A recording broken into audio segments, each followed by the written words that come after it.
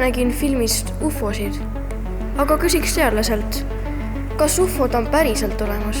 Ma olen väga rõõmus, et sa sellise teema vastu huvi tunned. Kõik sõltub sellest, mida me ufoks nimetame. Alguses tähendas see lihtsalt tundmatut lendavat objekti.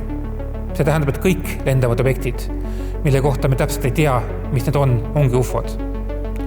Viimastel aastatel on kasutusel tulnud ka uuemad sõnad, näiteks tundmatu õhunähtus või tundmatu anomaalne nähtus.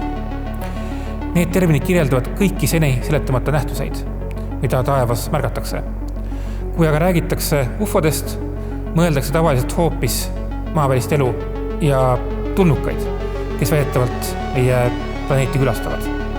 Erinevaid nähtuseid, mida on raske seletada, on tõesti palju, kuid seni pole leitud veendvaid tõendeid, mis kinnitaks, et need on seotud tulnukatega. Enamasti leitakse nendel nähtustele muud seletused, mis on üsnagi lihtsad tavaliselt. Kas aga maaväline elu on olemas, on hoopis teine küsimus. Universum on tohutult suur ja juba meie naaberplaneetidel, näiteks Veenusel ja Marsil, on leitud märke, mis viitavad, et seal võis kunagi elu olemas olla.